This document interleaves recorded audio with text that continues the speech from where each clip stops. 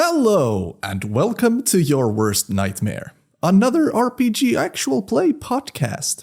Solotude, a journaling RPG podcast, is just me, in a room, not to brag, with a journal, a solo RPG, and some damn good coffee.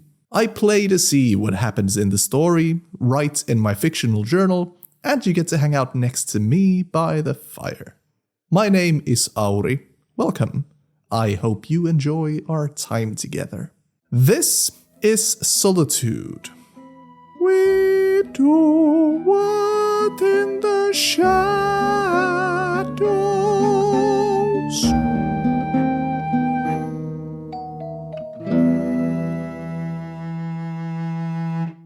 All right, everybody, welcome back. This week, I thought we'd kick it up by answering a few classic questions from the Bernard Pivot and James Lipton questionnaire. It's just a stupid thing I remembered from my own childhood when I used to watch The Actors Studio on TV. If you're not familiar, it's an old TV show, has like 100 seasons or whatever, where James Lipton, a guy, I actually don't even know what his job is or who he is, but that's the guy in the show. He conducts interviews with actors. That's why it's called The Actors Studio. So James Lipton stole some good questions from Bernard Pivot. This is the classic set he always asked at the end of every show, and I'd like to attempt answering these from the perspective of our guy. Now known to all as Lazarus Miracleman. It's 10 questions, and we're gonna rapid fire through the entire list. What is your favorite word? Masturbate. I love the word, but so does our guy. He loves the word. He really enjoys the theory of masturbation. In that sense, I suppose he is kind of an academic. What is your least favorite word? Austria. No offense to the proud great nation of Austria. These aren't my answers. They're Lazarus's. And Lazarus doesn't even remember why he gets the heebie-jeebies from just hearing the word Austria. But it does. What turns you on creatively, spiritually, or emotionally? Somebody seeing him as beautiful. He'll worship anyone who thinks his figure is something to marvel at. What turns you off? Hogging food, not sharing. What is your favorite curse word? It has to be fuck. That's just the best one. Besides, why is it always because it's fuck and fucker? Both work. Motherfucker works. Motherfuck sounds weird. Maybe there's something there, something untapped. What sound or noise do you love? Slurping. What sound of noise do you hate? Out of tune instruments. What profession other than your own would you like to attempt? What is Lazarus' profession? Model at the moment, I guess? I think he'd like to be a writer. He's been writing his entire life, so why not try to make a profession out of it? What profession would you not like to do? Something where you have to stay awake during the day, I suppose. Daycare. Early educationer. That's something I'd like to see, actually. And last one. If heaven exists, what would you like to hear God say when you arrive at the pearly gates? How the fuck did you get in? The sainthood is a technicality. I think that's it. Let's do a prompt, okay? Let me get my dice. Let's go. That's 4 spaces forward, so we're at 53. A mortal character you trusted, or one of their descendants, leads a hunting party. What shared secrets are being used against you? Check a skill. So somebody's out to get me. Who do we have? My New York-based friends were just eaten. Well, there's 20th century evil RoboCop, but that's an immortal. Miriam Liquid is an immortal. Who's a mortal that we have? Mary Goldie and her lesbian life family. Mary Goldie would be a fun one, I think. That's a mortal character I trust, but who I didn't get along with super well. Maybe because Mary Goldie was a scientist. Just a good old-fashioned 20th century general scientist. Just put on a white coat and get to the lab. That's kind of a scientist. Maybe she regrets letting me go because she could study me. She wants to study me. Maybe she grows a bit older. We could make a few decades jump into the Second World War. And Mary Goldie is getting older, and she hasn't really done anything with her life. She's been a lesbian, so she's got that going for her, but that's the extent of her accomplishments, I suppose. It's more than I can say for sure. I still got time. Again, talking about Lazarus, not myself. Nah. Well, no. I like this. Does she work with the philosophers? Or does she work with 20th century evil RoboCop, also known as caretaker Garibaldi? What shared secrets are being used against you? She might know about my vampirism, and now as an older woman, maybe she has an encounter with some supernatural things, and she sees. And she comes to regret letting her great experiment go. I need to use a skill also, so what skill? I have posing and talking about baseball. I could do such an immaculate pose that they feel threatened and they back off. She has been tracking my history. Mary Goldie has been on a years-long quest of her own, an adventure, where she has uncovered much of my lost history. Much of the stuff even I don't remember, because I don't really remember my time before I came to America. I have a few notes in my diary, but that's it. So in my memory, it's only USA stuff. Historically, Mucha dies, according to Wikipedia, in 39 in Prague. So if we jump forward 21 years, we're in 39. We're in the middle of the Second World War. Okay, so reading up on Alphonse Mucha's history, which, by the way, he wasn't on the Allied side. He was a Czech painter, so he was on the other side of the conflict. But I don't think that's the biggest alteration of history we've got in this series. This is how he actually died. So he was captured and interrogated by Nazi troops when Germany conquered Czechoslovakia.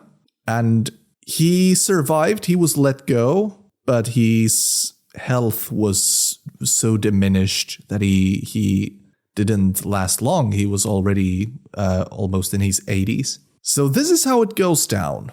Me and Alphonse Mucha, we've lived in the UK for a while, but now we've moved to his homestead in Czechoslovakia, in Prague. The public work he has done after the war is all beautiful Art Nouveau masterpieces. Then he's captured by the Nazis. I'm still beyond in love, and so is Mucha. We've spent 20 years together, me as his muse, and he the muser. All his public work is beautiful, but all his private work is horrifying. Terrible works, and it's all about me and my bloodlust. Our bloodlust. Mucha has enjoyed his fair share of people in the past years. But then he's captured by the Nazi troops marching down to Prague. The Nazis are looking for someone, a creature, a supernatural killing machine. and the neighbors have seen me skulking around. I don't really socialize that much. Mucha is all I need. He's all I see, he's all I crave.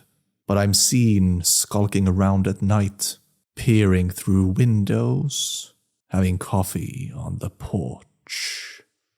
The Nazis interrogate him. They are looking for me because there's a squad of Nazi scientists led by an American woman called Marigaldi. She got some of that nice Nazi funding and moved over to the other side. She uses the Nazis as a means to get a hold of me.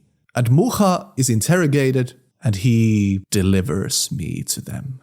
When he gets back, he says he has a big surprise, which he has been planning for weeks. It's in a secluded place. He's going to take me out to a castle on the outskirts of town that has been abandoned for some time.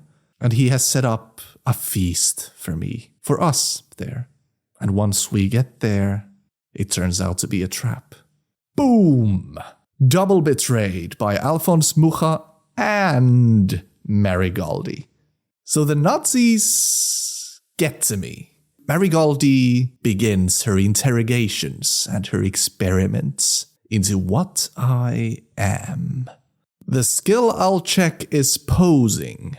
My 20 years of experience with dramatic posing helps me bend my body in such ways that when Marigaldi and her evil Nazi scientists are trying to get blood samples out of me, I'm able to shift my body ever so slightly that the samples they get are corrupt. They just think I'm an elegant, weird creature outside of time, but it's all part of my plan. I'm kind of debating whether she would have been able to convince 20th century evil RoboCop to get on her side. I don't think, even with a few hundred years in between, and evil RoboCop has probably been lost in the middle of the Atlantic Ocean, just trying to swim over. I don't think he's convincible. So no. The shared secrets being used against me, she knows about the evil RoboCop, and she's trying to find him. A creature of pure destruction. And she's trying to use me to get some vampires for the Nazis. And perhaps eternal life for herself. I'll leave it up to the journal, or maybe the next prompt. We'll see what it is. What's gonna happen? Are we doing another prompt with the Nazis, or are we gonna jump further ahead? I don't want to get too into the nitty-gritty stuff here. I want to leave something up for the journal to explore. So that's the first prompt. Excellent. We're in 1939 now, and we'll do another roll. That's 6. Yes, 6 spaces forward.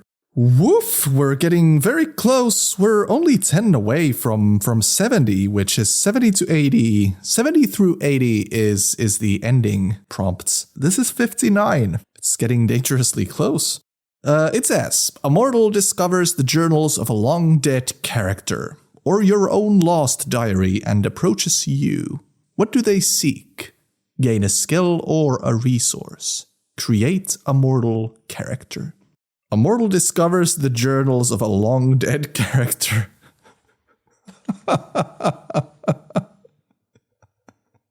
Is this gonna have to be Bob?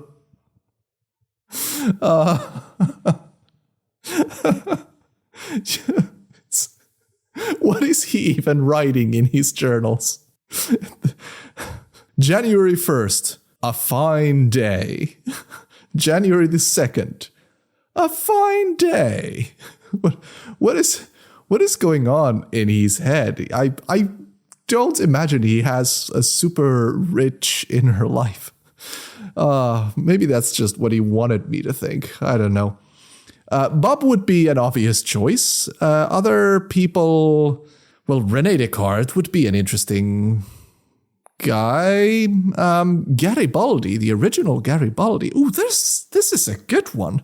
There's so many good choices. Bob is the joke answer, but we'll figure it out. Father Augusto, the father figure I had as a child, would be an interesting one. Angélique de Boulangerie, the muscled man himself. Alice Delacroix, my late wife. But this mortal character seeks something from me as they approach me with this long-lost diary. I think it's fair to say at this point that through my immaculate posing, I plie my way out of the Nazi castle, and maybe let's say that they killed Alphonse Mucha, so it fits nicely with the real history. And after I get away from the Nazis, I probably leave Czechoslovakia. There's nothing, or Germany now. There's nothing for me there anymore now that Mucha is gone. I'm gonna bend it a little bit, just because I wanna do this. I got an idea. I'll bend the prompt just a teeny tiny bit. So somebody has found 2 journals. The Journal of Caretaker Garibaldi, the very same one who became the 20th century evil RoboCop. And also the diary of a man whose name is unknown. These 2 were with me. I was a third one in this group who traveled all over Western Europe and tried to gather a party of great heroes to oppose some kind of a great evil in Vatican City. Who knows what happened? But it's the diaries of Caretaker Garibaldi and a mysterious, unnamed man. Could be almost anyone. This mortal is a real Garibaldi. And she has been tracking a group who traveled all over Western and Southern Europe, trying to gather heroes, sportsmen, who could oppose a force of great evil in Vatican City. The group dispersed, but she has found journals of 2 belonging to that group. And that's how she found me. She is Scholar Garibaldi. It's now the late 70s, 1970s. The second wave of feminism has reached all corners of the Western world, including the land beneath the land. Feminism has reached even the Garibaldis. And that's why now there can be a female Garibaldi, a woman Garibaldi, who has a profession other than just being Garibaldette. She has sought me because she has found out that I still can make amends. I can still turn a Garibaldi into a vampire and save all of them. Make the curse not be anymore. I gain a resource, feminism. I'm now gender sensitive. What's my life looking like in the 70s? People remember me from the propaganda images. They're still quite famous as a retro antique. Horror movies are a big thing in the 70s. In the UK, there's like the Hammer films are a big deal. Classic monster movies. I think I present myself as my son, called Christopher Miracleman. And I get some movie roles. That's how I survive. I play some friggin' monsters in B-monster movies made in the UK. And that's where Scholar Garibaldi finds me. There's still time to set things right. And I'm considering it. Miriam Liquid has still not enacted her revenge. 20th century evil RoboCop, still swimming in the Atlantic Ocean. Maybe the RoboCop would be appeased if I did this. So she wants me to turn her. I think that's it. For the memories, first one would be betrayal. I don't have anything like that. I'll put away becoming a monster. I forget what happened at the Christmas Jamboree. I think I've always looked like this. So now with Mucha gone as well, ain't nobody ever going to think I'm beautiful. I don't think I remember being beautiful I think I've always been hideous and monstrous. And the experience is being double betrayed by Mucha and Marigoldi, becoming a Nazi test subject.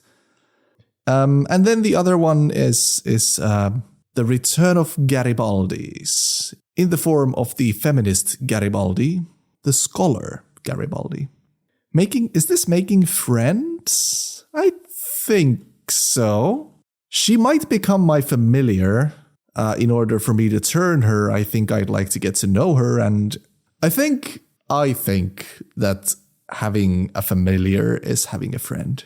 I'll figure out in the journal whether I really want to make her a familiar, but I think that would be appropriate. 1970s disco era. I think I really might get into disco. Well, anyway, that's it for this week. So thanks everybody for listening, and I'll catch you next week. Bye.